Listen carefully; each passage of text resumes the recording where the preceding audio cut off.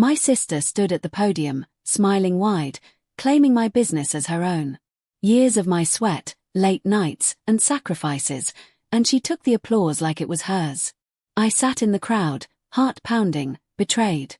Before we start, let us know in the comments section where you're watching from. Don't forget to like, share and subscribe for more. 28, and I started my bakery, Sweet Rise, from nothing. I loved baking since I was a kid, making cookies with Mom. After college, I saved every penny to open my shop. It was small, just a counter and an oven, but it was mine. I worked 16-hour days, perfecting recipes, greeting customers. My sister, Lila, never cared. She'd visit, eat free cupcakes, and leave. She called my dream cute but never helped. Lila was always the loud one, charming everyone. I was quiet, focused. She partied while I baked. When Sweet Rise got popular, she started showing up more, acting proud.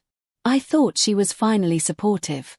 I didn't know she was watching, waiting to steal my spotlight. Business was booming. Sweet Rise got a write-up in a local paper. Customers lined up for my lemon tarts. I was thrilled but exhausted. Lila started hanging around more, taking selfies in my shop. She'd post them online, saying she helped out. I laughed it off, she wasn't helping, but I didn't mind her posts. I was too busy to care. One day, a customer asked Lila if she was the owner. She smirked and said, something like that. My stomach twisted, but I brushed it away. She was just joking, right? I didn't see the pattern yet. A food blogger visited Sweet Rise and loved my blueberry scones. Her post went viral, and orders poured in. I hired 2 staff to keep up. Lila started calling herself my business partner to friends. I corrected her, but she laughed, saying it was just a joke. I felt uneasy but didn't push it. I was too focused on the bakery. She began showing up in nice clothes, acting like she worked there. Customers thought she was in charge. I'd smile and explain, but it stung. Why was she acting like this? I didn't know she was planning something bigger. A local TV station wanted to feature Sweet Rise. I was nervous but excited. The day of the interview, Lila showed up early, wearing a blazer, acting professional. She said she'd help with PR. I let her stay, thinking she'd just watch. The reporter asked about my story, and I talked about my hard work. Then Lila jumped in, saying she helped start the business. I froze. The reporter nodded, impressed. I wanted to correct her, but the camera was rolling. I felt trapped, my voice stuck in my throat. The TV segment aired, and everyone loved it. But they kept mentioning Lila as my partner. Friends texted, asking why I didn't say she wasn't involved. I felt sick. I called Lila, asking why she lied. She said it was no big deal and I was overreacting. I didn't know what to say, but I couldn't sleep that night. My bakery was my life, and she was taking credit. I started noticing her posts online, calling Sweet Rise our business. I had to do something, but I didn't want to fight. She was my sister. I invited Lila to the bakery to talk. I was nervous but firm. I told her she needed to stop lying about being part of Sweet Rise. She got defensive, saying she was just helping my image. I said it wasn't help, it was stealing. Her face turned red, and she stormed out. The next day, she posted online about how family supports each other. People commented, praising her. I felt alone. My staff noticed I was off, but I didn't tell them. I didn't want this to become a bigger mess, that I decided to focus on my work. Sweet Rise was growing, and I got an offer to cater a big event. I threw myself into planning, ignoring Lila's posts. I didn't want her drama to ruin this. The event was a chance to prove myself. Lila showed up at the event, uninvited, acting like she organized it. She handed out business cards with her name and my bakery's logo. My heart sank. I couldn't confront her in front of everyone. I had to keep smiling. The event was a hit, but Lila's cards confused people. Some thought she was the owner. I overheard a guest congratulate her, and she didn't correct them. I pulled her aside, shaking. I told her to stop. She rolled her eyes, saying I was too sensitive. I went home and cried. This wasn't just about credit. It was about trust. Lila was my sister, but she was hurting me. I decided I couldn't let her keep doing this. I needed a plan to take back my story. I called my best friend, Sarah, for advice. She'd known Lila and me forever. I told her everything. Sarah said Lila was jealous and I needed to set boundaries. She suggested I make a public statement about my role in Sweet Rise. I was scared. It felt like starting a war. Sarah came over, and we drafted a post for the bakery's social media. It was simple. I was the owner, and no one else was involved. I hesitated to post it. What if Lila got mad? But I was tired of hiding. I hit post on the statement. My hands shook. It said I started Sweet Rise alone and worked hard for its success. I thanked customers but made it clear I was the only owner. Comments flooded in, supportive, but I waited for Lila's reaction. She called, furious, saying I embarrassed her. I stayed calm and said I was just telling the truth. She hung up. I felt guilty but relieved. For the first time, I stood up for myself. The bakery felt like mine again. Lila didn't stop. She posted online, saying I was ungrateful and that she'd inspired Sweet Rise. Some people believed her, and I got a few angry messages from her friends. It hurt, but most customers supported me. Sales didn't drop, which gave me hope that I kept working, focusing on new recipes. Lila's posts got less attention over time. I started to feel stronger, but I missed her. We hadn't talked in weeks. I wondered if we'd ever fix this. Mom called, wanting us to talk. She didn't understand why we were fighting.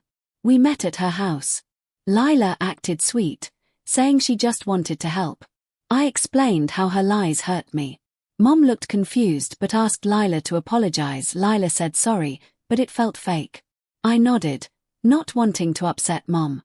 I left feeling heavy. Lila wasn't going to change, and I had to accept that. I needed to protect my business. I hired a part-time manager, Emma, to help run Sweet Rise. She was kind and efficient, and I trusted her. I also started a newsletter, sharing my story as the founder. Customers loved it, and it felt good to tell the truth. Lila's lies were fading. I saw Lila at a family dinner. She ignored me. It stung, but I focused on my work. Sweet Rise was mine, and no one could take that away. I was ready to move forward. Sweet Rise got invited to a city food festival. It was a huge deal. I spent weeks preparing, creating a special cupcake flavor. Emma and I worked hard, and the booth was perfect. I felt proud, like I was finally in control. Lila showed up at the festival, but I was ready. I had signs with my name as the owner. She tried to chat with customers, but Emma politely asked her to leave. Lila left quietly. I felt free. The festival was a success. A local magazine named Sweet Rise Best Bakery. They wanted to interview me, not Lila. I told my story honestly, and the article was perfect. Customers shared it online, and my confidence grew. Lila stopped posting about Sweet Rise. I heard from Mom she was working on her own project now. I hoped she'd find her own path. I was done letting her shadow me. Sweet Rise kept growing. I opened a second location. Emma became my full-time manager, and we hired more staff. I felt like I was living my dream. Lila and I still didn't talk much, but I was okay with that. I had my business and my peace. I started baking new recipes, like lavender macarons. Customers loved them. Every day, I walked into my bakery knowing it was mine. Lila's lies couldn't touch me anymore.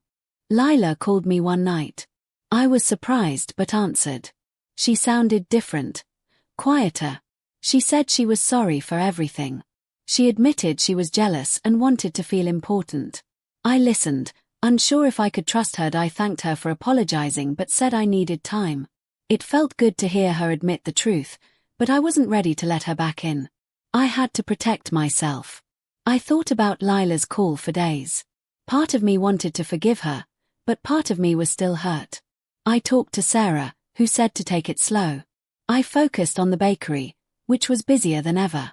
It kept me grounded that I realized I'd grown stronger through this. Lila's actions forced me to stand up for myself. I was proud of who I'd become. Sweet Rise wasn't just a business, it was my victory. Lila sent me a letter.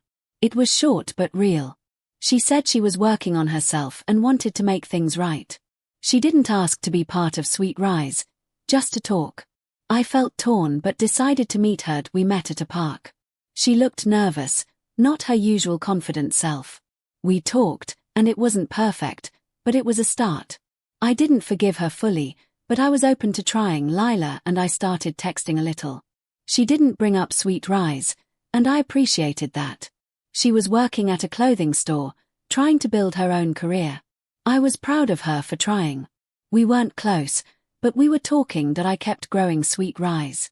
I started teaching baking classes, which were a hit. I felt like I was finding my place, and Lila was finding hers. Maybe we could be sisters again.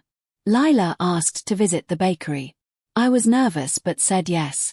She came, stayed quiet, and just watched me work. She didn't act like she owned the place. Before she left, she said, "You're amazing at this." It felt genuine that I realized I didn't need her approval, but it was nice to hear. I was still careful, but I felt hope. Maybe we could rebuild, slowly. I was okay either way. Sweet Rise got a chance to supply a big coffee chain. It was my biggest deal yet. I worked hard to meet their demands, and Emma was a rock. Lila sent a text congratulating me, nothing more. I smiled, feeling like things were settling. That I started planning a third location. My dream was bigger than ever, and I wasn't letting anyone stop me. Lila was part of my life, but Sweet Rise was mine alone. Mom threw a family party, and Lila and I both went. We talked a bit, laughed about old times. It wasn't perfect, but it felt normal. She didn't mention the bakery, and I didn't bring it up. We were just sisters for a day. I realized I could forgive her, but I'd never forget. Sweet Rise taught me to stand up for myself. I was stronger now, and no one could take that away. Sweet Rise's 5th anniversary came. I threw a big party at the bakery. Customers, staff, and friends came. Lila showed up, bringing flowers. She didn't make a scene, just hugged me and left early. I was grateful. The party was a blast. I gave a speech, thanking everyone but owning my story. I felt free, proud, and ready for whatever came next. Sweet Rise was my heart, and I'd protected it. Sweet Rise kept growing. I opened the third location, and it was a hit. Lila and I talked more, slowly rebuilding. She was doing well at her job, and I was happy for her. We weren't best friends, but we were family. I stood in my bakery, watching customers enjoy my creations. I'd fought for this, and I'd won. My story was mine, and no one could take it. I was ready for the next chapter.